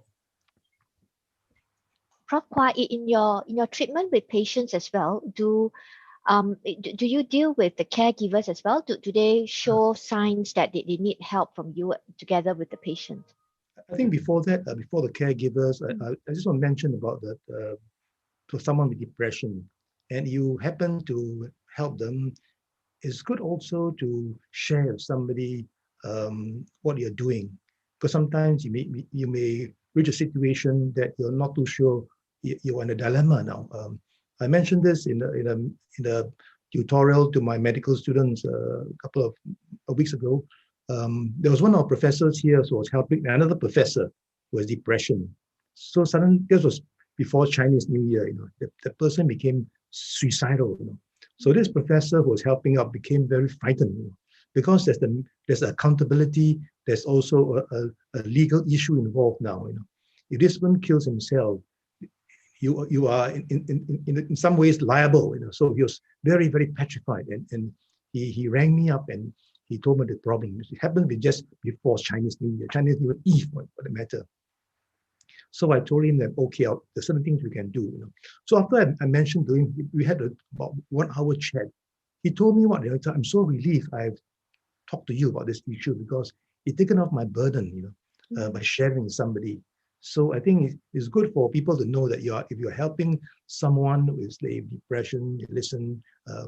Some people are frightened. That's why in SOS, sometimes it's difficult for the Samaritan to listen to someone across the line and say, I'm going to kill myself. It sends a chill at the spine. Are you accountable? Will you be reliable? So in the medical profession, you see a doctor and the patient commits suicide, then the coroner's court will call you up and say, what happened to you? You are responsible, you're a doctor, or even you're a nurse for that matter. So people are often afraid of this accountability. You're liable to be sued by the family. So I think if you have any issue, I think it's good to talk to another person who's trained. So I'm very glad that people like Lai Jun and Jonathan who are trained, they can talk to them. The more difficult cases often admitted to the hospital, and we look after these patients. Now, come to the caregivers. We've done a lot of studies on caregiver stress over 20, 30 years ago. And I realized that initially when we opened up a clinic here in NUH 30 years ago, the first memory clinic in Asia, well, initially there was very few patients, But when the caregivers were under stress and the elderly person with dementia was walking morning up and down, morning and afternoon, the caregiver cannot sleep, they say that's a problem. So they bring the patient to the hospital. And so I often tell them that you that know someone with dementia must also spend some time with caregivers to tell them what we can do. You know, as I mentioned, in the past, we had very few day centers, but now there are more. There are more day centers. There's something we can also be a bit thankful. I don't know how you all feel. People always upset the government. The government should do more. I think sometimes I tell them that although we blame the government, it's good for the citizens themselves to say, what else can we do? Whenever I meet the minister, they get a bit worried and say, please, don't tell me more about problems. I said, no, don't worry. You tell them the story, they're frightened, all of them. There's so much on the shoulder now. So often tell them the good news. Next time I meet them, I'll say the good news is even the Rotary Club is doing something for mental health. They'll be happy. Yes. Tell them the bad news. And in fact, one of the ministers said, we're tired of all the bad news. We're tired of telling the problems. So I told my colleagues here, we should stop doing research on the prevalence of depression, the prevalence of mental illness. We know the prevalence now. We should go on to say, what can we do to prevent and bring it down? So the good news is that besides the Rotary Club very interested in helping out, is that we brought down the dementia rate, depression rate. So these are the things that we try to do something for caregivers. Very important issue I realize in Singapore now is that people now, because of the social transformation of Singapore family, people don't live with their parents at their parents anymore. It's only single nuclear family. What happened if you are ill? I also run a clinic for the NUS students, and last week there was an engine student, and I asked him, he was a bit depressed. I said, what does your father do? He said, well, my father is an accountant. Where does he work? I said, I don't know. My mother is a lawyer. Where does he work? I don't know. No one know each other, And I met one of the doctor's friend here, and then I asked, he looked a bit depressed. I said, what's happening now? I said, well, my wife has got cancer of the breast. I said, oh, I have no caregivers. I know you have two sons. Well, one son is in California. Another son is in Melbourne. So the family is a digital family now in Singapore, and you talk to people across using Zoom. So it's no longer having come together. But this may be the modern family, I'm not too sure. But how can we help the family? So we're doing a study on intergeneration bonding. And we're trying to get people together and ask the child, can you talk to your parents about what is the story of their life? And you realize that many of the baby boomers in the 60s, they went through a difficult time, but now they've gone fairly well now. And so the child begins to understand the father's situation, and hopefully this will build some bonding. We also want to do something which I hope your club members, Teck Shin and Ms. Sim will join in, is intergenerational singing, that the mother will sing, the son or daughter, whether this kind of singing together together form a choir, that will also build up bonding. I think maybe mine will probably give some of the listeners mental illness. No. Like the Jurong group of people, many of them work in the factories. They never sung before. We brought them together, the Yong Siu To Conservatory of Music. They were so delighted, They even sang in the Victoria Concert Hall, and also sang for the Prime Minister. These people, you can do that now thing. So I think it's important. Yeah, very important to keep it up. So I hope if your Rotary Club people can come together and then have their kids together and sing together. That will develop bonding. And the bonding is important for an issue which plagues not only the government, but all of us, is aging in place. If you stay in your house, can you stay there forever? Or must we all end up in old people's home? I mean, there are many ways we can use the community to help us out. Our neighbors, sometimes we don't know our neighbors. So we did a study also in the Toh Tak area. It's called Where There Is No Psychiatrist. So if someone is depressed and all that, how can we train the people in the community to give psychological first aid? So this is something that we can think about, and lots of possibilities now. You asked about Mahjong. Mahjong study we published about 12 years ago. We won a prize, the Singapore study. And we also did a study, found that people who eat curry, not too sure, ask Mr. Dinesh, who eat curry, and less cognitive decline, less memory problem, because curry contains curcumin and turmeric, which are good for the brain in terms of antioxidants. So something that and it was published in the American journal and came out in the New York Times, that curry is good for the brain and something. These are preventive things we can do along the way. Diet is another area. Yeah. Good tip, good tip. That's why we have curry fish head. You kind of have the fish aspect and the curry aspect all in one. Okay. Nice to hear. Thank you, Professor. Okay. Thanks everyone. There's just one last question. The question is whether mental illness is more related to the environment or genetics. So in the sense that if you have a parent that has a mental illness, is a child more likely than not to have the mental illness as well? Is it for me? That looks like for me. So, yes, Prof. Kua. Because Ms. Sim, mental illness is so wide, People think that everybody mental illness is schizophrenia. So schizophrenia, although it's a genetic predisposition, doesn't mean that if someone has schizophrenia, the children will have schizophrenia. Not true.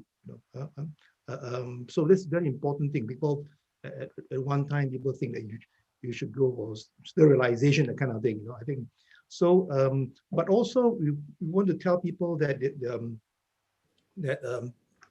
a lot of learning along the way. Children, like for mothers with children, I'm very glad that they give more time now for maternity leave. Sometimes after childbirth, the mother has postnatal depression, and we know that mother postnatal depression, the way they relate to the children itself or the baby itself may also predispose them. They are less confident, so there's lack of bonding. So it's not because of the gene, but because of the illness itself. But there are lots of things now many measures to prevent postnatal depression. In fact, it's the prenatal phase, before they are pregnant or even they leave a pregnancy. We talk to them about these are possibilities and get the husband to be involved. And I realized that sometimes they refer me women with a postnatal depression, and I told them it's not actually a postnatal depression, it's maternity blues. Mother blues is a bit different because often after a childbirth, and if you live alone, nuclear family, the mother will look after the child in the morning. Tonight, the baby will be crying the whole day. You're not sleeping, So there's a signal. So often they come together. The husband, I'll tell the husband, I think it's time for you to take leave, and look after your wife or look after the baby, and also call in the in-laws. In the past, when they lived together, extended family, the in-laws will help out. And the Malays, they even massage you. They get a special massage for women after delivery, put it in shape, which is very good. Remembered by them. It works. That's right. I think this part of it, we forget the culture part of it. Why is certain group that they use a lot of cultural issues that helps them to recover. And I think one point I'll quickly tell, because Jonathan put down there, the common mental illness in Singapore includes schizophrenia. Jonathan, schizophrenia is not common, it's uncommon. So the common thing is anxiety, depression, and also we let people know that the outcome is good. I used to help the World Health Organization in Geneva, and they tell me that, please, when you teach to the medical student, the doctors, always tell them the good news. Don't tell them the bad news that, patients with schizophrenia never recover, all the things. That is bad. No one want to do psychiatry. Everybody want to do cardiology or surgery because they make more money. So we tell them good news that these things that happen. And I'm very glad also the community that are coming together. In the past, there are very few people wanting to help SOS. Now we have Wong Lai Jun. Now we have more day centers with Jonathan. I think mental health and illness should not just be the doctors and nurses. The community can play a very big role to come together. And this is what we're doing today. I think it's something that we're very proud of. I told my colleagues in the university, they are so happy. They say, are you sure the Rotary Club is interested in mental health? I say, it's true. They're helping us. And I think it's something that we can do for ourselves, because we often rely on the government. If the government doesn't give anything, we will do it. For example, the study in Jurong, we asked for money from the government, no funding. But the Kuan Yin Hut Cho Temple gave us $2 million, and the Jurong Point shopping mall, the family, the Lee Kim Ta family, gave us a space up there, paid for everything for us. People coming up from the community, and obviously the other people like Rotary Club, Teck Shin often donate to help us out. the outcome is good, and I think we want to celebrate mental health, and I'm very thankful to all of you here, just listening in. And I think that it's good for the community that people come and care for one another. And it's a good example because other people will take this as an example to move on to other country. For example, the study I mentioned to you about walking in the rainforest, how it helps people physical health.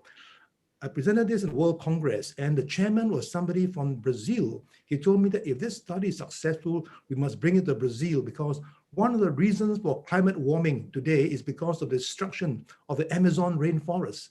See, people love the forest, they don't destroy it. And so this study is finished now, and the book will be coming out next week. And I'll probably give a book to Miss Sim and one to Dick Shin. The rest you're going to buy. I'll look forward to it, Prof. Kwok. Thanks so much. Well, thanks everyone. I will close the Q&A session for now. We will next have the photo taking session. So Deepak, all back to you. We will momentarily upgrade everyone to panelists. As you are upgraded to panelists, could you please open your video? Thank you.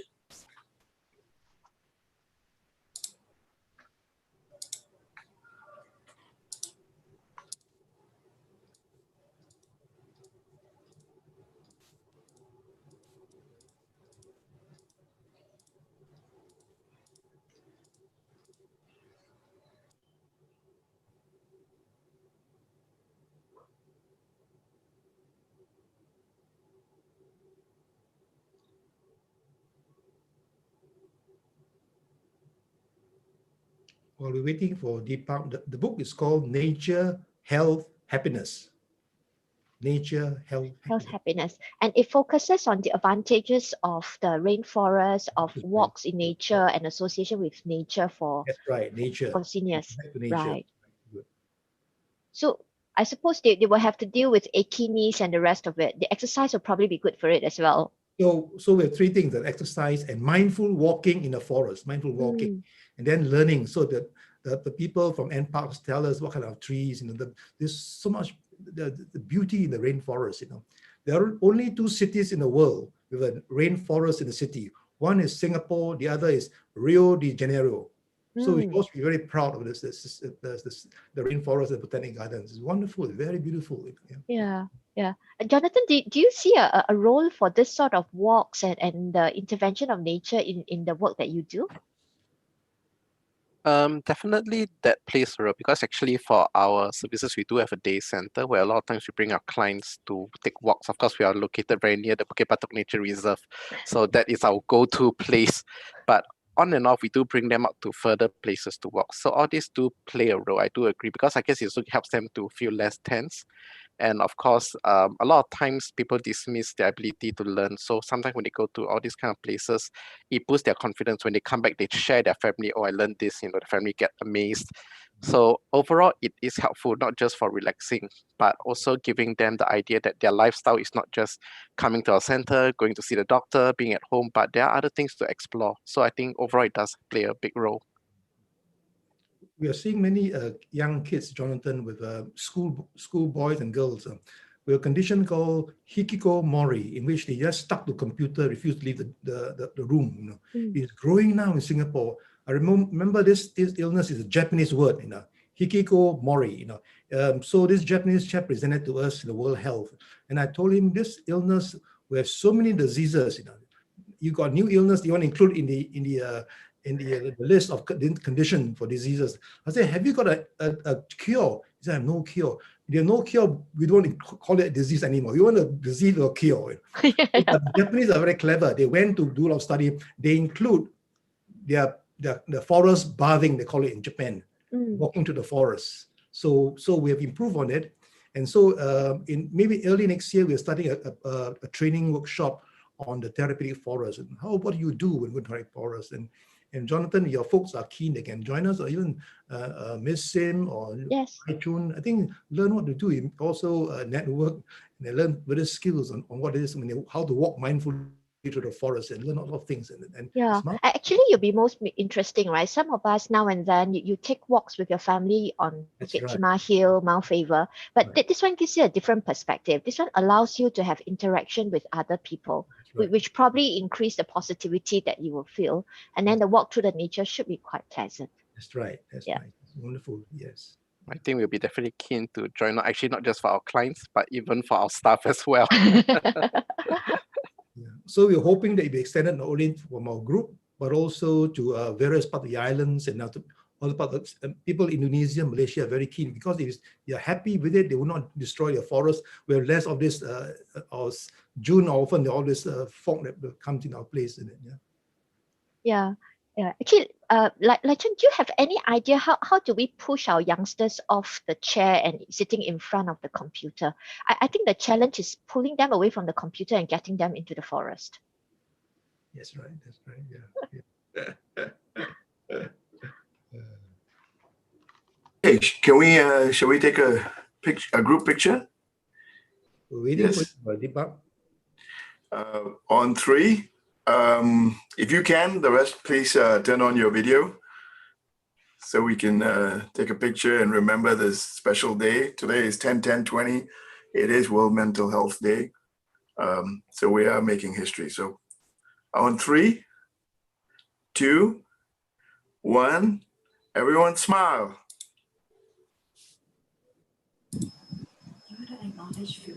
Yes, I am going to. Wait, I thought one more time.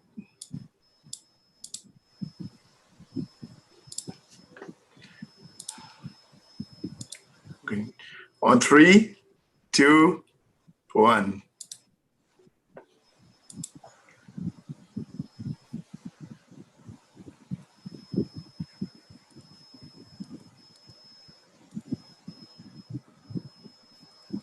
I'd also like to acknowledge our past district governor, Philbert Chin, who is with us here today. Thank you, PDG Philbert, for joining us. And I also would like to acknowledge our district governor-elect, Dolly. Thank you, Dolly, for joining us as well. I think Philbert want to say something. Philbert, would you like to say something? Well, I think I want to thank everybody. This is a very good session. It's very special thanks to Professor Phua Yi Hock, whom I had the pleasure of working sometime before. And I think this is beneficial. I think we should do more of this kind of thing. And as you know, the Rotary Learning Institute have the privilege of having Lai Chan with us, and she is doing good work, and we are promoting more courses on mental health. Please do join us. In fact, it was Philbert who first talked to us about dementia prevention. Remember Philbert? 12 years ago, we came to my department. So Yeah. yeah.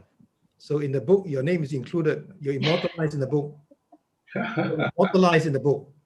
You came with Dr. Ling Sing Ling to my department 12 years ago. Worthy of it, Professor. Yeah. Thank you, PDG Philbert. It's an Okay, honor thanks. to have you with us. Okay, thanks so much, everyone, for joining us today. I hope you have benefited from this session as much as I have. It has been most interesting, most informative. If you would like to contribute towards the support for mental health, please do go to the sg.giving website. It's at www.giving.sg/NUS/MSC.-RC.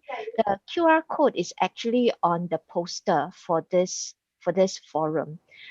If you are when you support the program, you are actually supporting ourselves. We are just providing a community so that we and our loved ones have better contact and better support to build resilience in everyone towards mental illness. So please consider, go in, take a look and see whether you like it.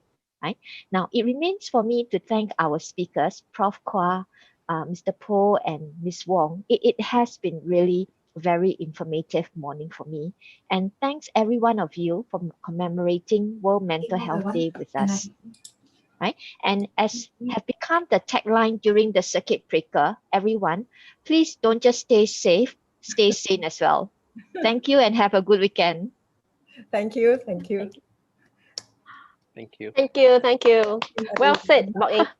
Thank you, Bok Eng. Thank you. Thank you. Well said. Thank you, Bok Eng. Thank you, all you, Bok Eng. speakers. Thank you, Bok Eng. Thank Thank you, everybody. Everybody, Thanks, Teck Cheng. Thanks for inviting me, Teck Cheng. welcome. Thank you. Thank you. Have a nice Yes, thank evening, you. everyone. Thank you, Teck Cheng. Thank you. Thank you. Everyone. Thank you. Thank you, everyone. Thanks. Thank you. Thank you for everything, everybody.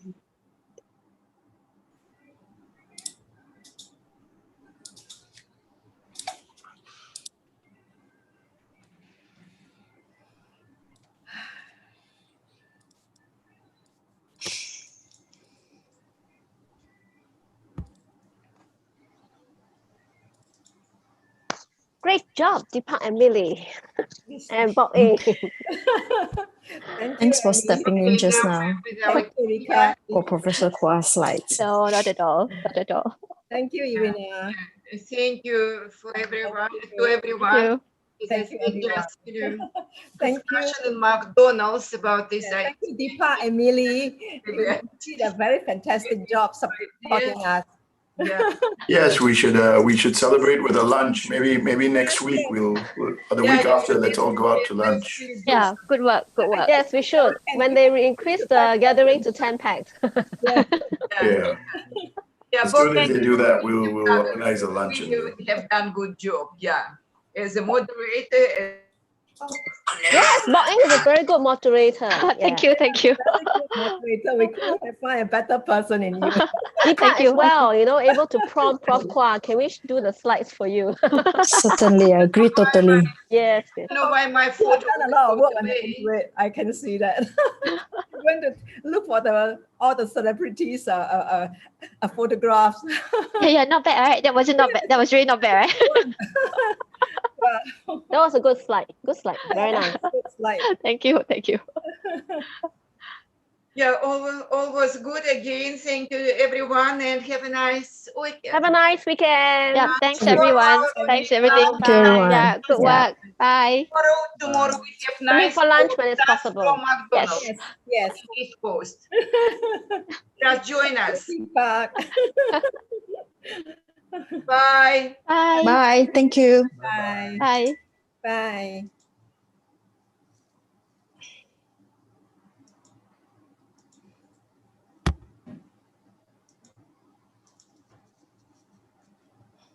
Thank you, my dear Deepak.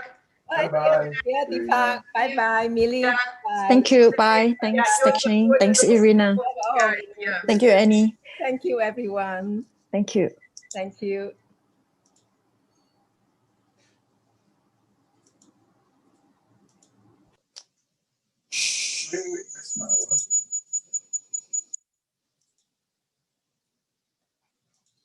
Already lah. Come, let's go. Leave.